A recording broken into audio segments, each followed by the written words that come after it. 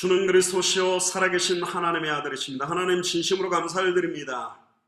참 이스라엘 예수를 그리스도로 성경대로 알고 믿고 영접하며 순종하며 살 수 있도록 저희들을 인도해 주시니 감사합니다. 첫사람 아담이 잃어버렸던 하나님의 형상과 생육하고 번성하고 충만하고 정복하고 다스릴 그 언약을 이스라엘 민족에게 다시 전달했지만 이스라엘 민족조차 참 이스라엘 예수를 그리스도로 알지 못해 실패한 가운데 이 시대에 영적 이스라엘로 예수를 그리스도로 믿는 자들을 일으켜 세우셔서 모든 족속으로 제자를 삼으며 천하 만민에게 복음을 증가하며 땅끝까지 이르러 증인될 수 있도록 연약하고 부족한 저희들을 선택하사 인도해 주시니 진심으로 감사를 드립니다. 오늘도 특별히 금요 모임을 통하여 당대 세계문화의 완성의 끝을 보고 뛰는 사역자들에게 성경의 개론과 성경의 기록 목적과 성경의 핵심과 성경의 메시지에 대한 부분들을 정리하며 기도하는 최고의 축복의 시간이 되도록 인도하여 주옵소서. 감사를 드리며 승리하신 주 예수 그리스도 이름으로 기도드리옵나이다. 아멘.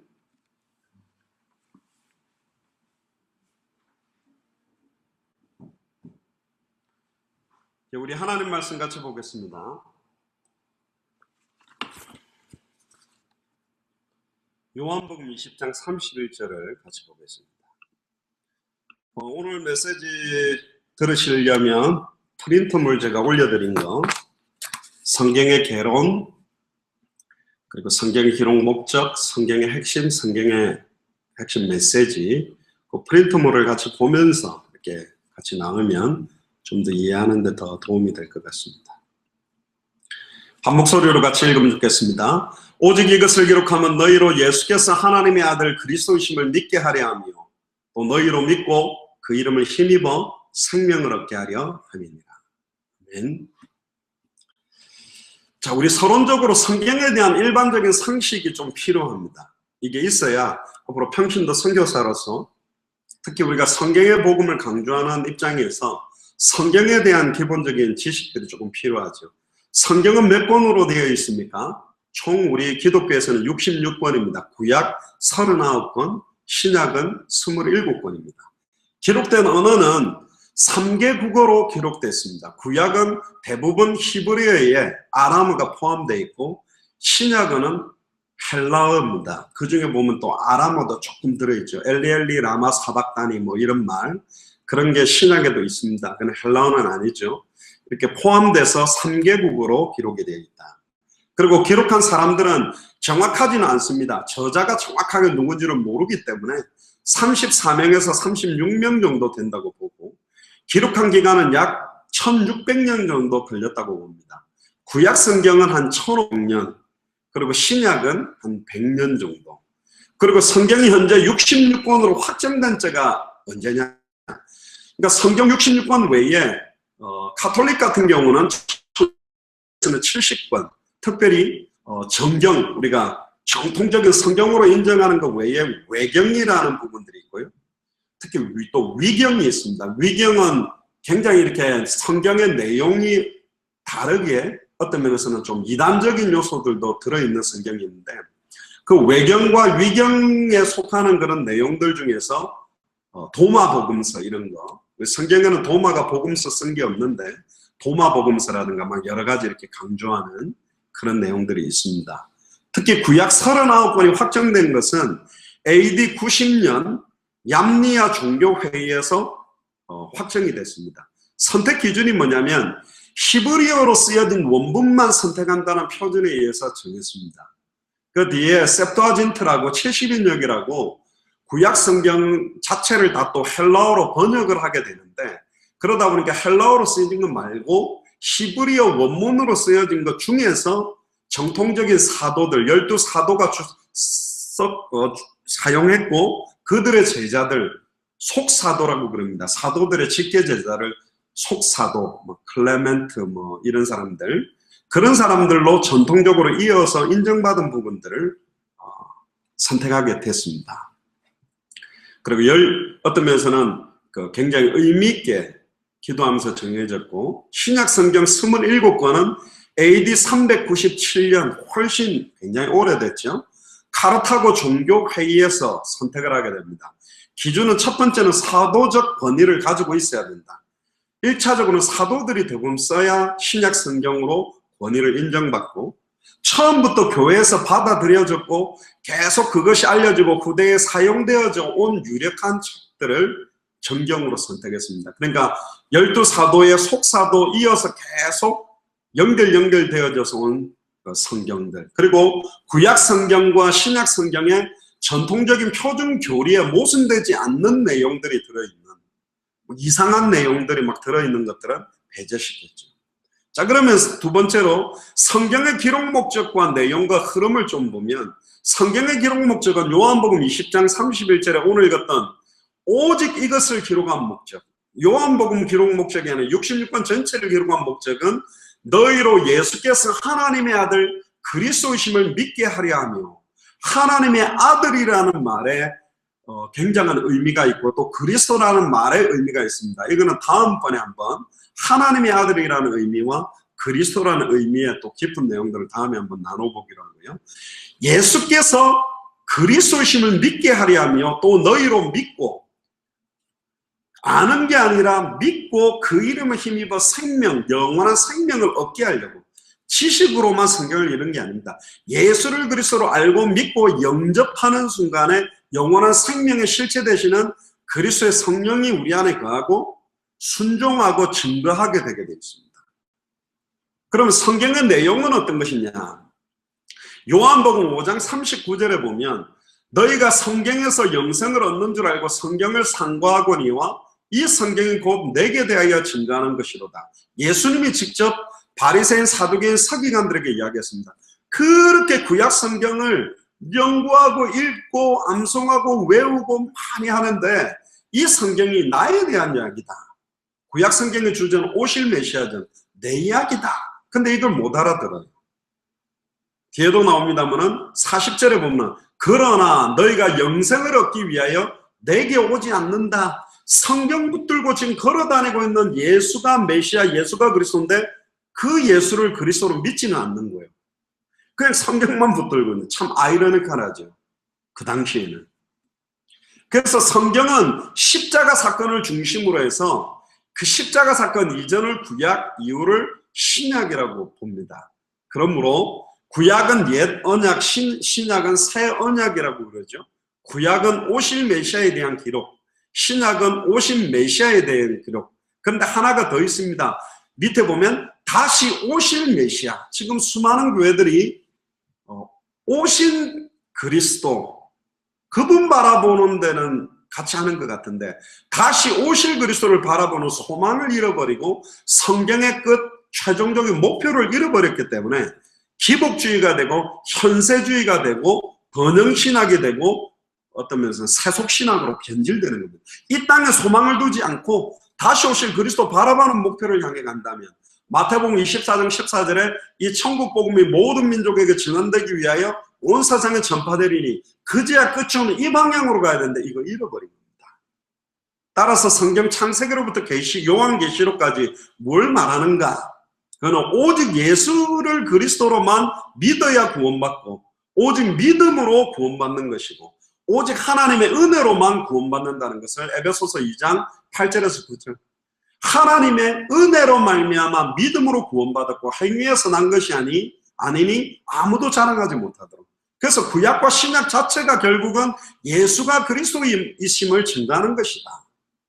예수를 그리스도로 알고 믿고 영접한 자의 끝은 하나밖에 없어요. 방향은 다시 오실 그리스도가 속히 오도록. 그러면 마태복음 24장 14절에 이 천국 복음이 모든 민족에게 증언되기 위하여 온 세상에 전파되니 그제야 끝이 오리라.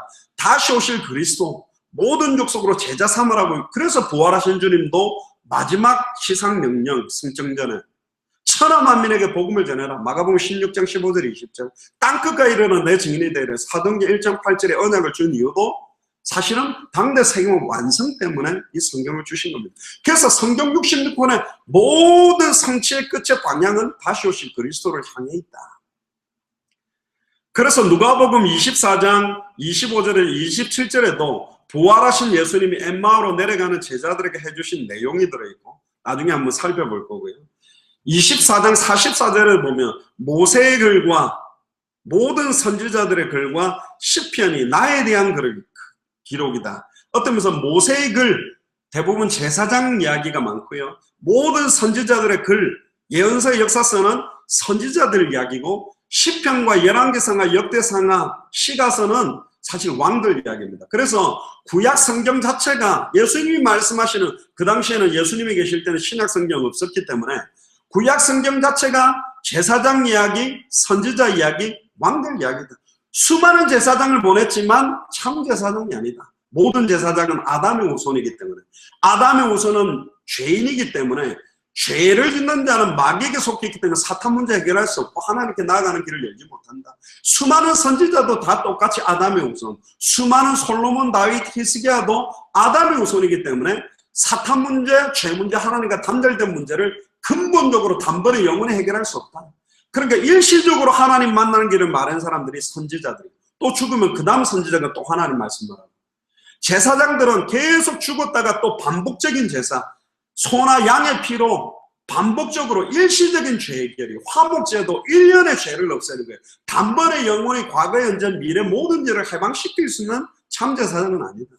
왜 다윗도 실수하고 솔로몬도 실수하고 히스기야도 실수하고 연약하냐? 참된 왕이 아니다. 골리앗은 무너뜨렸는지 모르겠지만 사탄을 깨뜨리고 사망권세를 깨뜨리고 부활하는 참된 왕은 아니다. 참된 선지자, 참된 제사장, 참된 왕, 이 세 직분을 합한 메시아 그리스도만이 이 세 가지 문제를 해결할 수 있다. 그게 창세기 3장 15절에 여자의 후손, 성령으로 말미암아 동정녀 마리아 몸에 잉태된 여자의 후손, 딱 유일하게 한 분입니다. 그분만이 뱀의 머리를 박살내는 참된 왕이요, 발꿈치가 상하게 된다는 말은 정령 죽으려는 약속대로 인류의 모든 죄를 짊어지고 십자가에 3일 동안 죽는 대속의 죽음을 말하는 거예요. 그래서 여자의 후손은 하나님 만나는 길을 여는 선지자적 의미요, 뱀의 머리를 박살낸다는 말은 왕에 대한 의미요, 발꿈치가 상하게 된다는 말은 제사장적 의미가 녹아있는 거죠. 창세기 3장 15절에. 그래서 결국은 구약 성경 전체가 오실 메시아에 대한 예언이다. 특히 요한복음 5장 46절에 모세 자신도 결국은 오실 그리스도를 바라보고 그 믿음으로 구원받았고, 요한복음 8장 56절에 아브라함 자신도 결국은 오실 그리스도를 믿음으로 구원받은 겁니다. 심지어 아브라함이 바쳤던 이삭도, 이삭이 죽어야 될 그 자리에 뿔이 걸린 수양이 대신 번제로 드려지고 피가 뿌려지는 걸 보면서 그 어린 양으로 오실 메시아 그리스도를 바라보면서 구원받은 거죠. 사도행전 28장 23절에 로마에 호송되는 바울이 유대인들이 청하여 일자를 정하고 자신이 가지고 있는 모든 소망, 이스라엘에 대한 소망에 대해서도 설명하면서 그 소망도 바로 예수 그리스도다. 그래서 구약과 신약의 구성을 보면 모두 다 예수 그리스도의 삼중직이 녹아져 있습니다. 그래서 구약 성경 크게 네 부분으로 나눠 볼 수 있는데요. 모세오경은 그리스도의 제사장직, 역사서는 그리스도의 왕직, 예언서는 그리스도의 선지자직, 그리고 시가서는 구원받은 자가 하나님께 감사와 찬양과 영광을 돌리는 의미가 녹아있는 겁니다.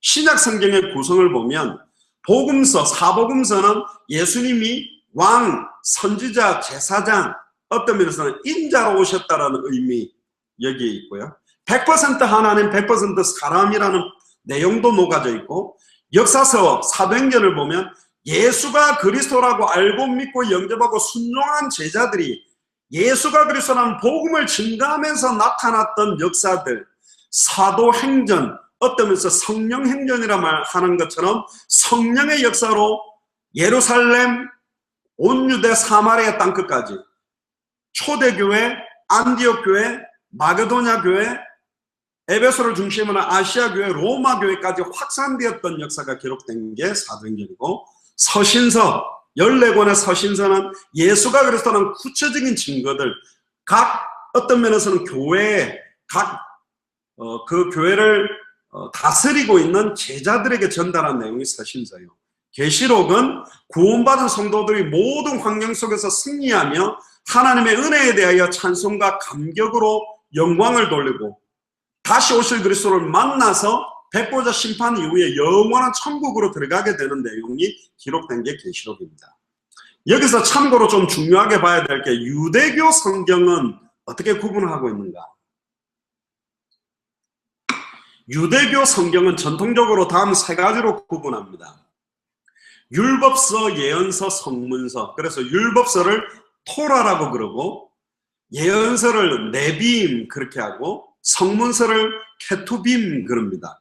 그래서 토라의 T, 네이빔의 네, 그리고 케투빔의 케, 이 이름을 합해서 타나크 이렇게 해서 유대 성경 자체를 이야기합니다. 그래서 율법서라는 말은 토라인데, 토라는 창세기, 출애굽기, 레위기, 민수기, 신명기, 모세 오경을 말하고 있는 굉장히 중요한 부분이고, 이스라엘 민족에게 전달된 율법의 내용이 여기에 들어있어요.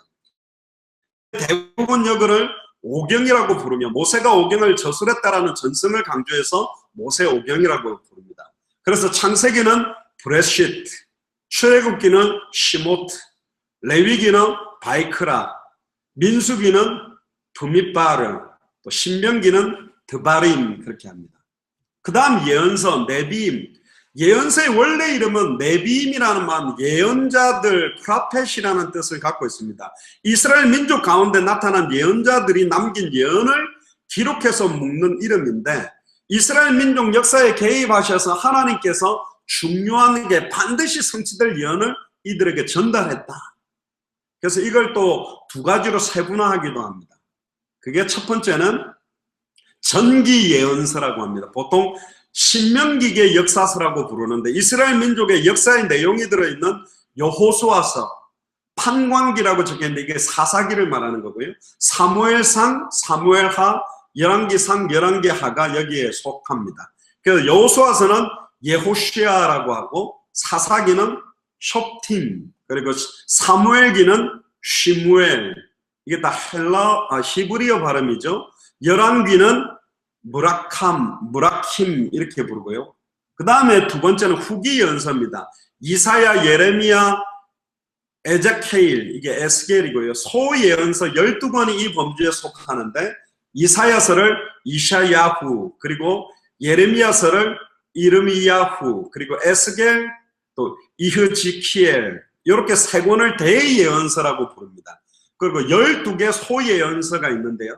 유대교 성경에서는 이 12권을 한 권으로 취급하는데, 기독교에서는 이걸 낱낱이 쪼개서 낱권으로 말을 합니다. 그래서 호세아서를 호쉐아, 그리고 요엘서를 요엘, 그리고 아모스서를 아모스, 오바디아서를 오바디야, 그리고 요나서를 요나, 또 미가서를 미카, 나훔서를 나훔, 그리고 하박국을 하박쿡, 그 다음 스바냐를 스파니아, 그리고 학계를 학가이, 그리고 스가리아를 즈카르야, 어렵죠 발음이. 말라기를 말라키 그렇게 부릅니다. 히브리어로 되어 있고요. 그 다음에 성문서, 케투빔이라고 말하는 성문서는 얌니아 회의, 그러니까 기원 후 90년에 있었던, 여기서 경전성이 인정된 성경을 딱 확정을 지었습니다. 그래서 시편, 티힐림, 그리고 잠언, 미실레이, 욥기, 이오브, 그리고 아가서를 시르하슈림, 그리고 룻기를 룻, 그리고 예레미야, 에가를 에이카, 전도서를 코헬렛, 그리고 에스더를 에스테르, 그리고 다니엘을 다니엘, 그리고 에스라를 에즈라 브네켐냐, 조금 이건 제일 발음이 길죠. 그리고 역대기를 디브리 하야밈 이렇게 부릅니다. 자, 그러면 네 번째로 성경에 나타나는 7시대와 메시지. 성경에 이렇게 한 7개 시대로 나누고 있는데, 거기는 어떤 메시지들이 있느냐. 첫 번째는 족장시대입니다. 창세기. 사실은 족장시대에 넣어야 될 성경이 욥기서가 여기 같이 들어가야 됩니다. 욥기서는 저 뒤쪽에 있지만 사실은 쓰여진 연대와 주제는 족장시대, 그러니까 아브라함도 족장시대였고 욥도 족장시대에 있었습니다. 족장시대에 강조하는 것은 뭐냐, 구원이 뭔가 아브라함을 통해서, 그리고 어떤 면에서는 이삭을 통해서는 참된 복음을 가진 자의 누림과 저주가 왜 오는가, 세 번째 야곱을 통해서는 전도를 왜 해야 되는가, 요셉을 통해서는 선교를 왜 해야 되는가, 이런 내용들이 좀 중요한 인물들을 통해서 넣어놨고요. 애굽시대 400년 동안은 출애굽기 3장 18절에 희생제사를 회복하는 날 나왔다. 하나님의 뜻을 깨닫고 뜻을 정할 때까지 하나님 문을 열지 않다가 하나님의 때에 출애굽기 3장 18절에 희생제사 6월절 어린 양의 피 바른 날 애굽에서 해방받았다는 걸 기록한 게 애굽시대고, 세 번째는 애굽시대를 지내서 광야시대로 들어옵니다. 광야 40년 언약궤가 완성되는 날 언약궤를 메고 요단을 건너 광야를 지나가게 되죠. 자, 그 밑에 그림이 있습니다. 그 그림은 우리 기독교에서 성경을 분류하는 분류 방식입니다. 그러니까 모세오경은 창세기, 출애굽기, 레위기, 민수기, 신명기, 그리고 역사서는 여호수아, 사사기, 룻기, 사무엘상하, 열왕기상하, 역대상하, 에스라, 느헤미야, 에스더. 그리고 시가서는 욥기, 시편, 잠언, 전도서, 아가. 대선지서는 이사야, 예레미야가, 에스겔, 다니엘. 그리고 소선지서는 호세아, 요엘, 아모스, 오바댜, 요나, 미가, 나훔, 하박, 스바냐, 학개, 스가랴, 말라기. 신약은 어떻게 분류를 했냐면 마태, 마가, 누가, 요한은 사복음서, 그리고 사도행전은 역사서. 여기서 마태, 마가, 누가는 공관복음이라고,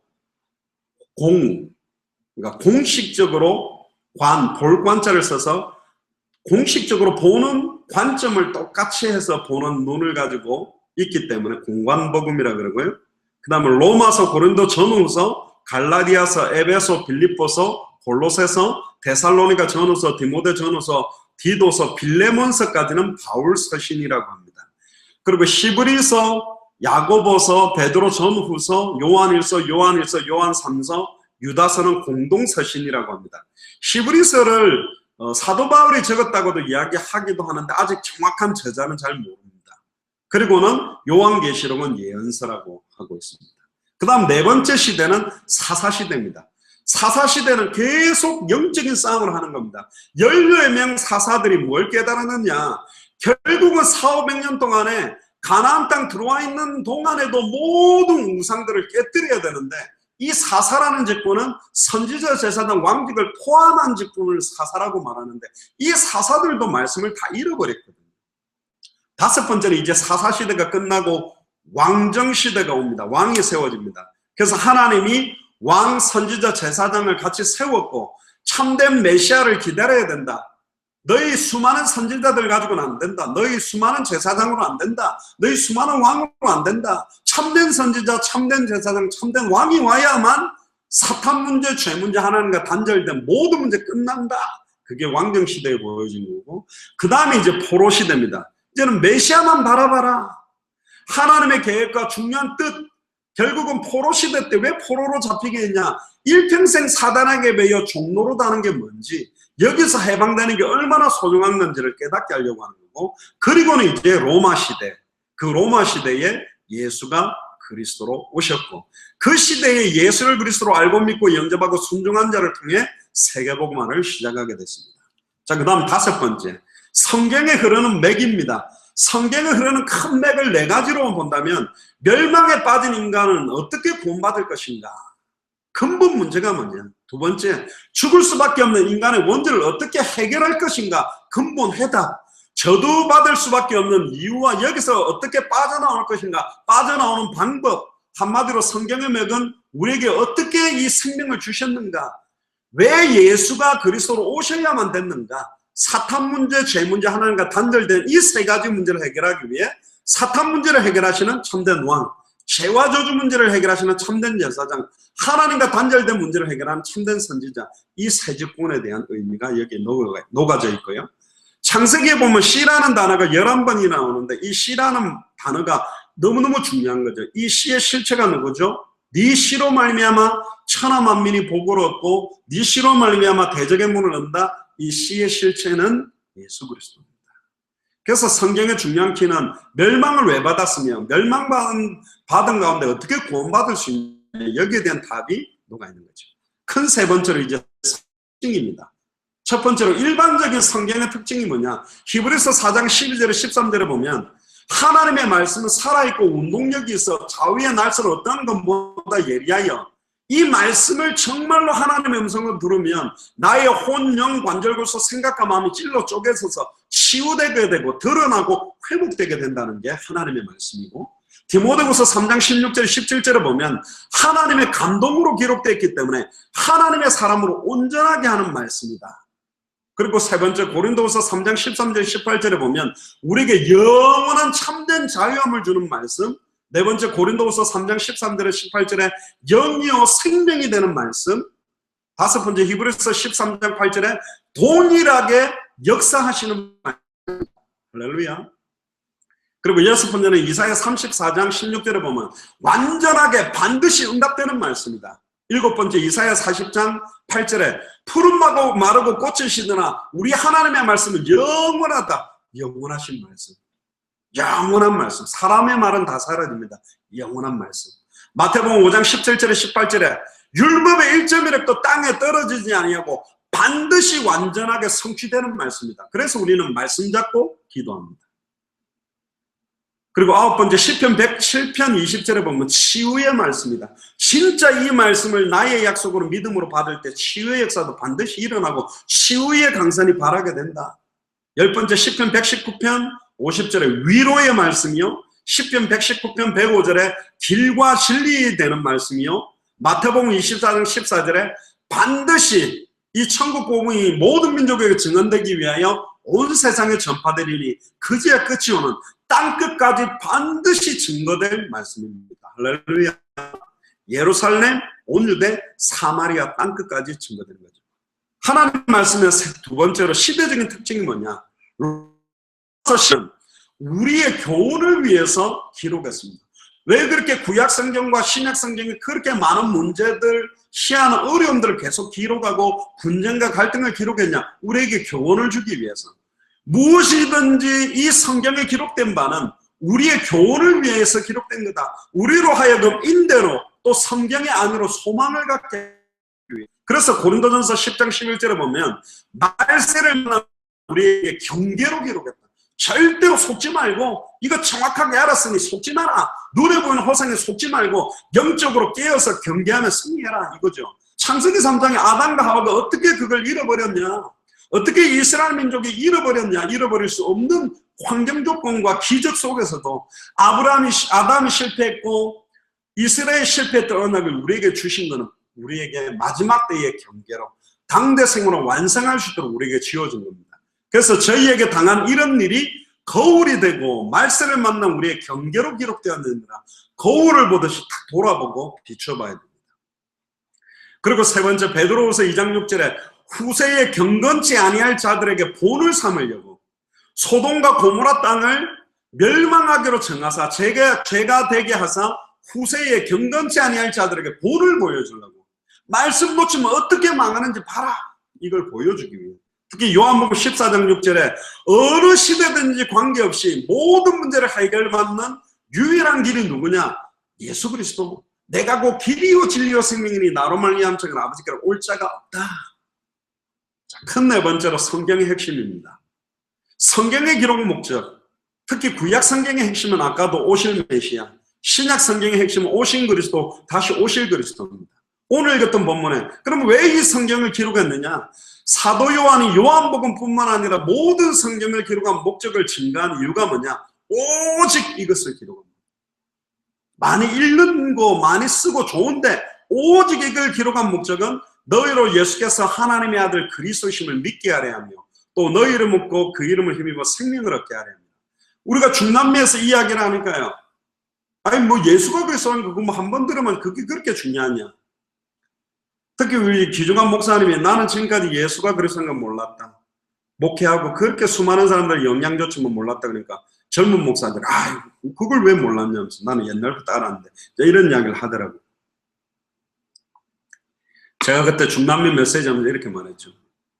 지금 이 목사님이 예수를 그리스도 몰랐다라는 말은 그 단어를 몰랐다, 의미를 몰랐다는 게 아니라 목회를 하는 이유, 설교하는 이유, 헌신하는 이유, 전도하는 이유, 봉사하는 이유, 성도들 한 사람 한 사람을 양육하는 이유, 내 자녀를 키우는 이유, 교회 성전을 건축할 이유, 헌금할 이유, 어떠면서 기도하는 이유, 찬양하는 이유가 예수께서 그리스도심을 믿게 하려.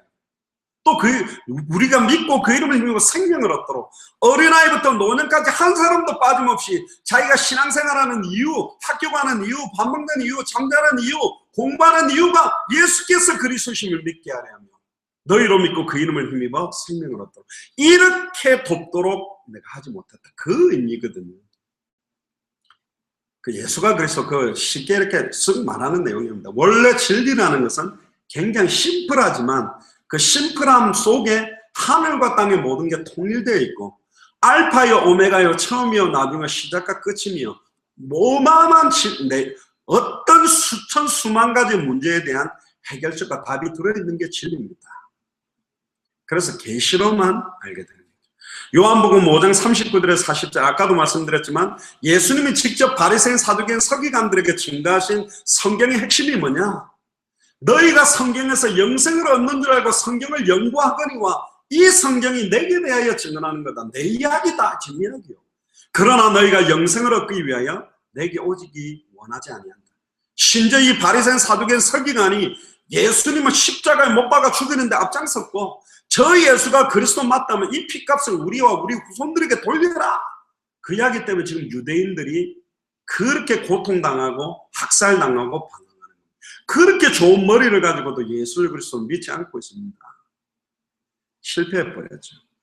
다섯 번째로 누가복음 24장 27절에 보니까 예수 그리스도께서 엠마오로 가는 두 제자에게 길에서 증가하신 모든 성경을 기록한 목적을 뭐라고 말하고 있냐?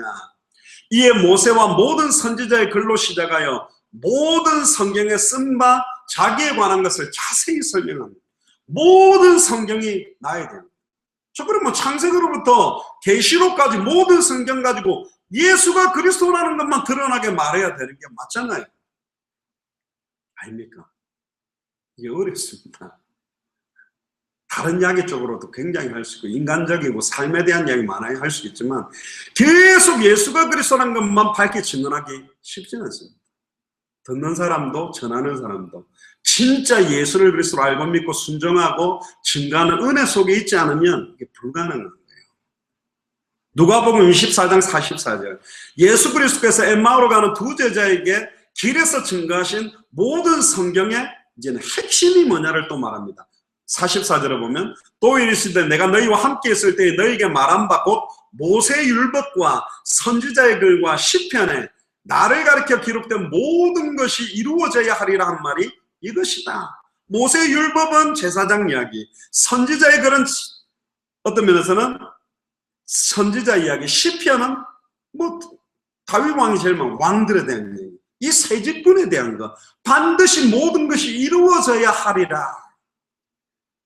그래서 마태복음 24장 14절에 이 천국 복음이 모든 민족에게 증언되기 위하여 온 세상에 전파되리니 그제야 끝이 오리라.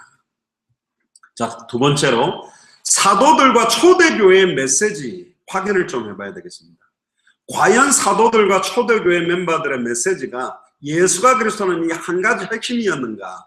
사도행전 2장 36절에 보면 오순절 마가의 집 다락에서 성령 충만 받은 베드로가 성령 충만 받자마자 첫 번째 한 메시지의 핵심 뭐라고 했느냐? 그런즉 이스라엘 온 집은 확실히 알지니 너희가 십자가에 못 박은 이 예수를 하나님이 주와 그리스도가 되게 하셨느니라. 예수를 그리스도 되게 하셨다. 예수가 바로 그리스도다. 그렇게 선포했고요. 두 번째 사도행전 5장 42절에 보면 핍박 이후에 모든 사도들이 성전과 집에서 증거한 한 가지 메시지가 뭐냐? 그들이 날마다 성전에 있든지 모이는 교회, 집에 있든지 흩어지는 교회, 예수는 그리스도라고 가르치기와 전도하기를 그치지 아니합니다. 가르치기는 이미 예수를 그리스도로 알고 믿고 영접한 자에게는 가르치는 것이 되고, 예수가 누군지 모르는 사람이 오면 그 자리에서 바로 전도하기가 되죠. 그래서 집집마다 시간과 장소를 정해놓고 말씀운동을, 구약 성경을 가지고 또 성경을 가지고 예수가 그리스도라고 계속 가르치고 전하기를 그치지 않았다. 세 번째 사도행전 9장 22절에 보면 핍박자 사울이 다메섹에서 부활하신 예수를 그리스도로 만난 뒤에 증거한 메시지가 뭐냐?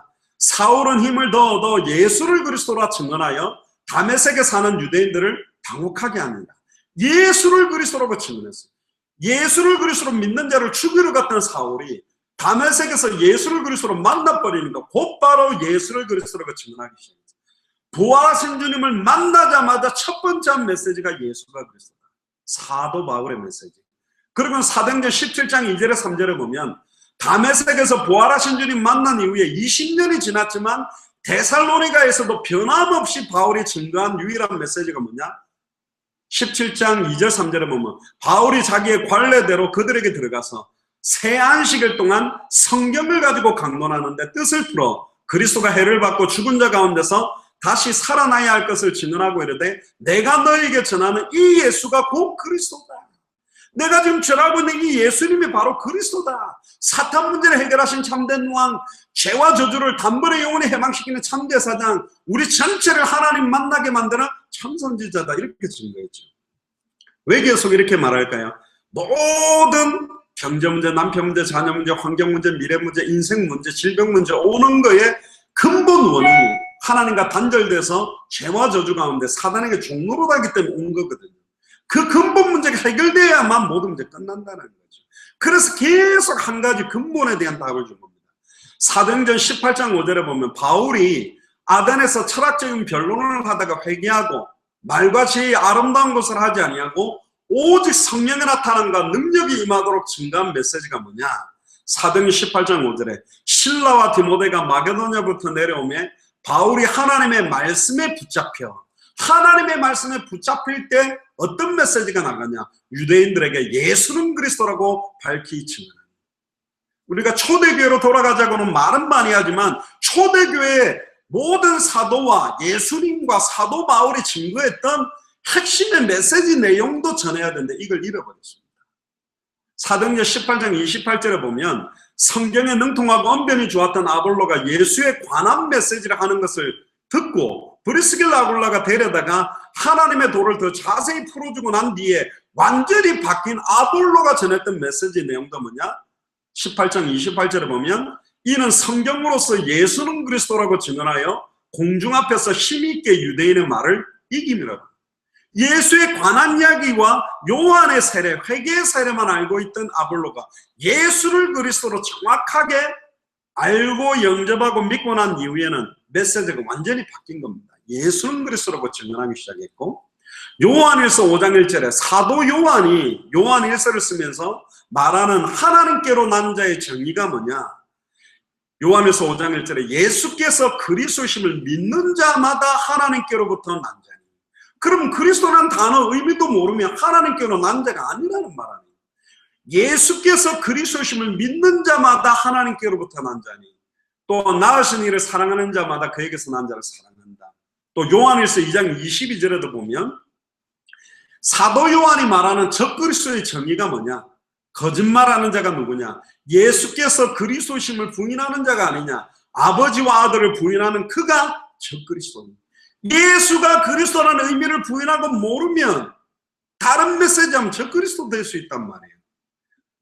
큰 세 번째로 성경의 복음을 정확하게 증거해야 될 이유가 뭐냐?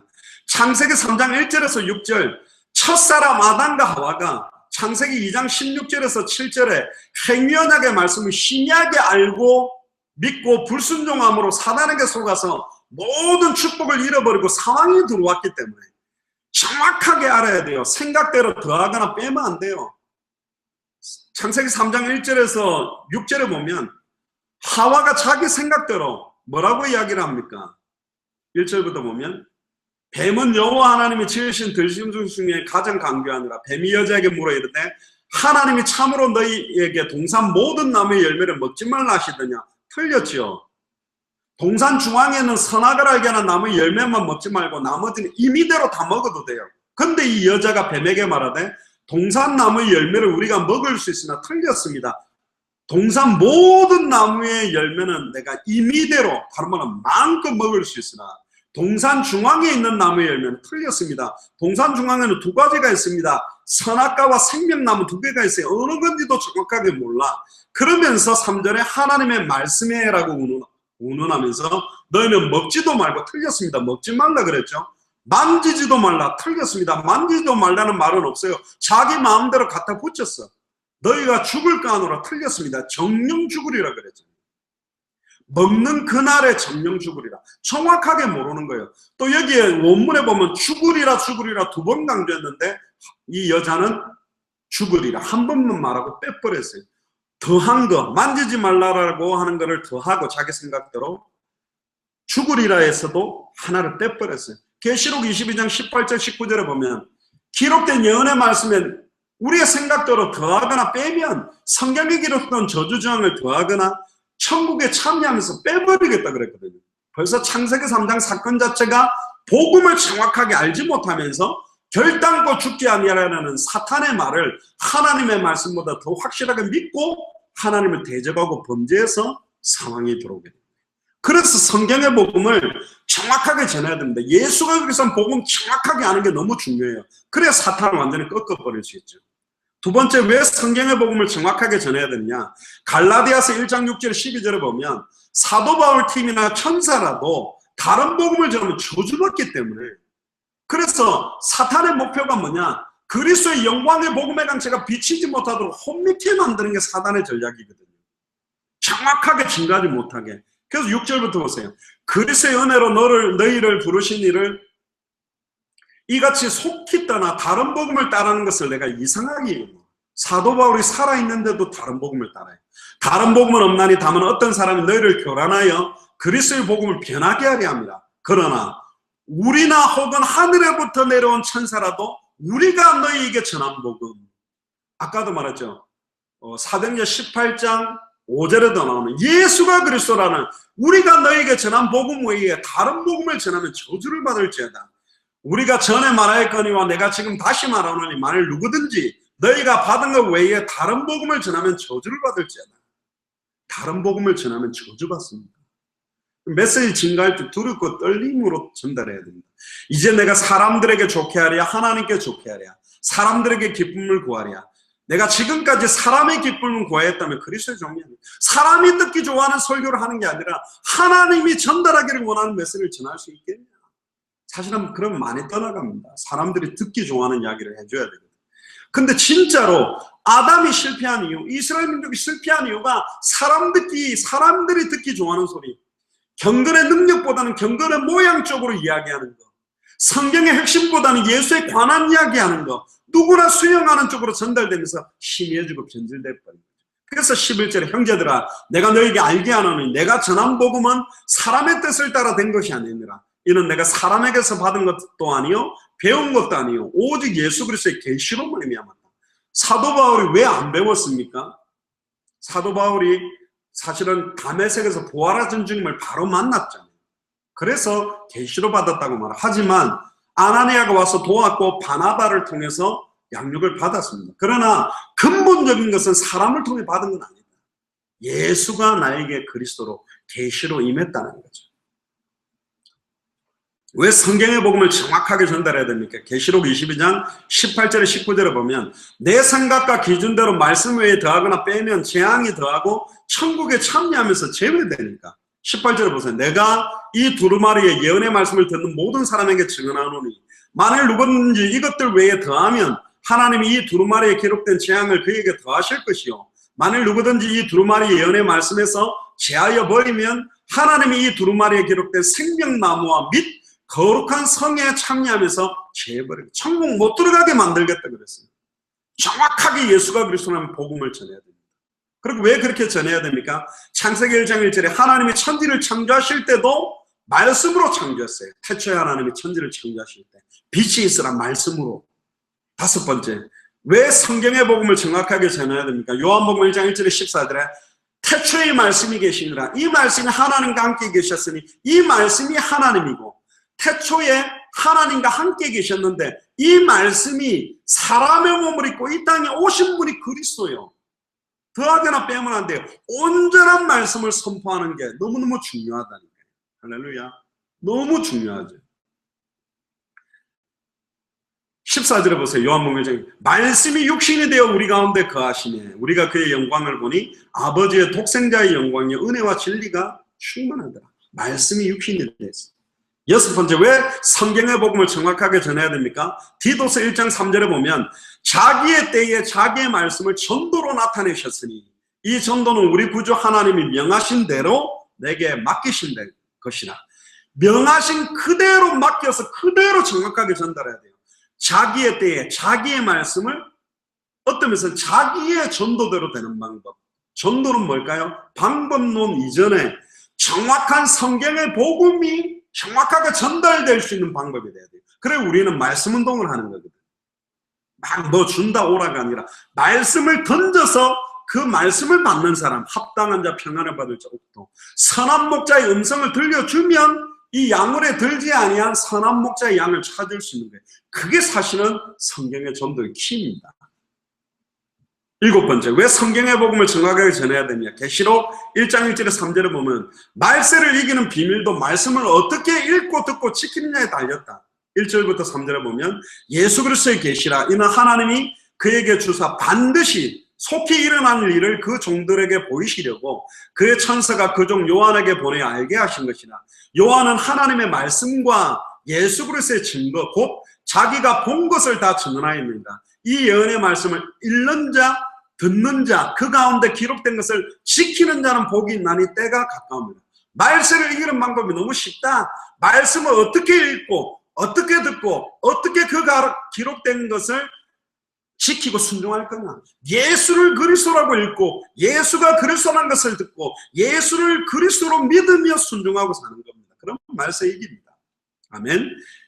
8번째로 계시록 22장 20절에 보면 말씀하신 대로 속히 예수 그리스도께서 반드시 오실 거기 때문에 성경의 복음을 정확하게 전해야 돼요.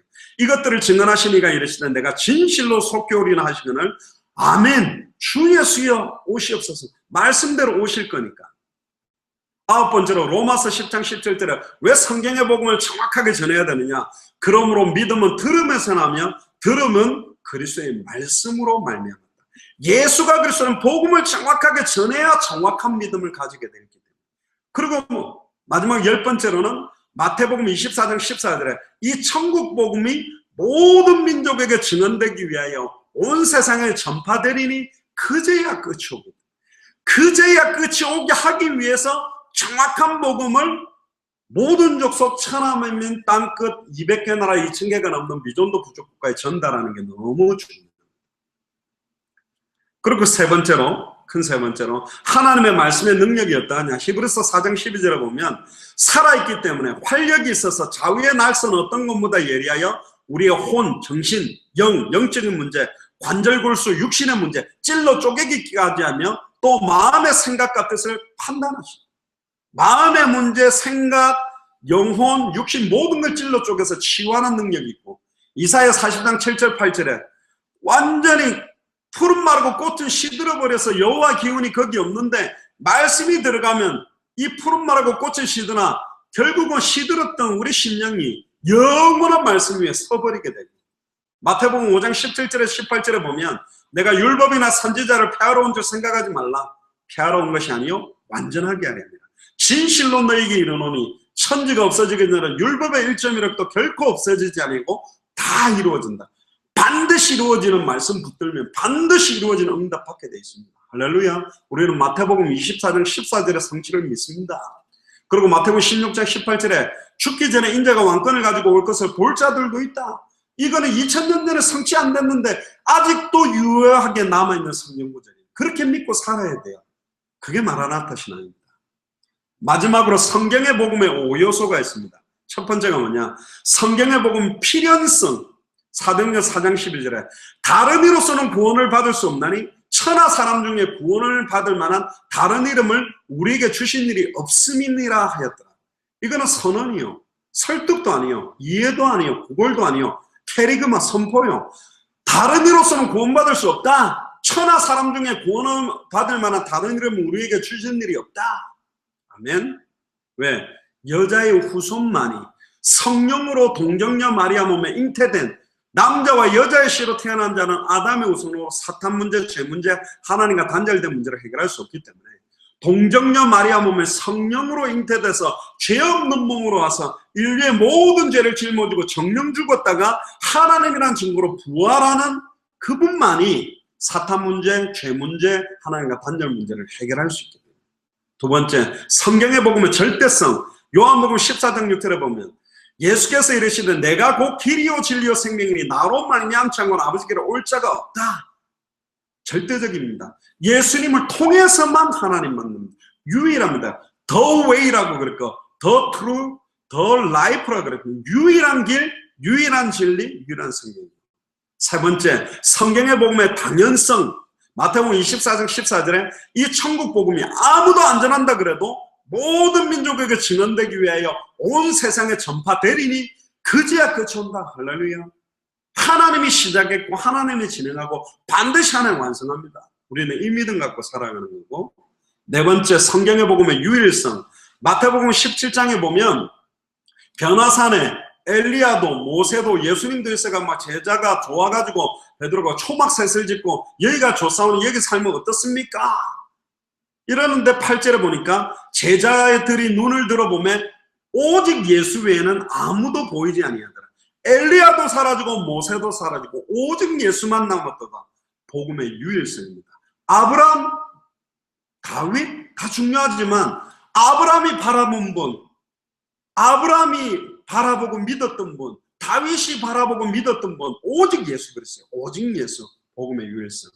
마지막 성경의 복음의 시급성입니다. 계시록 22장 20절에 보면 많은 사람들이 먼 훗날 세경만 되겠지, 누가 하겠지, 우리 후대들이 틀렸습니다. 그건 다른 신앙이 아니에요. 이것들을 증언하신 이가 이르시되 계시록 22장 20절에 내가 진실로 속히 오리라 하시거늘 아멘 주 예수여 오시옵소서. 주님이 진실로 속히 오고 싶대요. 그제야 끝이 오리라. 결국은 파이널리 정말 빨리 끝이 와야 되고 정말로 속히 오고 싶어하는 게 예수님의 소원이에요. 이 마음으로 성전에 있든지 집에 있든지 예수는 그리스도로 가르치기와 전도하기를 쉬지 아니하고 뛴 사람들이 초대교회 사도들이고 초대교회 성도들이고 예수 그리스도의 제자들입니다. 결론입니다. 우리 예수 사랑교회 마라나타 미션을 철치는 마태복음 24장 14절의 성취를 바라보고 봅니다. 그걸 우리가 당대 세계복음화라고 하는데 당대 세계복음화의 내용이 성경의 복음입니다. 예수가 그리스도라는. 성경 66권 어디를 열어도 예수가 그리스도라고 밝게 증언할 수 있는 사람이 나와야 돼요. 그래야 아담이 실패했고 이스라엘 실패한 실패를 안 합니다. 그 두 번째는 예수님이 가르쳐 주신 사복음서의 전도와 사도행전의 초대교회 전도, 안디옥 교회 전도, 마게도냐 교회 전도, 에베소를 중심으로 한 아시아 전도, 로마의 전도, 교회 전도, 그 전도 운동 그대로 해야만 당대 생명의 완성을 이룰 수 있어요. 그래야 우리가 아담이나 이스라엘 민족처럼 실패 안 합니다. 그리고 마지막 세 번째는 뭐냐? 성경의 끝, 당대 생명의 완성의 목표가 뭐냐? 성경의 끝, 다시 오실 그리스도, 마라나타 신앙, 당대 생명의 완성을 놓고 가는 겁니다. 자기 민족의 선민의식이나 우월의식에 빠져도 아닙니다. 우리도 아닙니다. 결국은 모든 족속 천하만민 땅끝에 이 복음이 증거되면 다시 오실 그리스도만 바라보고 이 땅에 소망을 두지 않고 하늘에 소망을 두고 올인하는 그 목표를 가지고 뛴다면 반드시 그 응답의 증인으로 서게 될 줄로 믿습니다. 당대 생활을 완성하는 사역자로서 성경의 개론, 성경의 기록 목적, 성경의 핵심, 성경 안에 있는 유일한 메시지에 대한 부분들을 정리해서 여러분들과 연결되는 합당한 자 평안을 받을 족속들에게 정확하게 전달하게 되기를 주의 이름으로 축복합니다.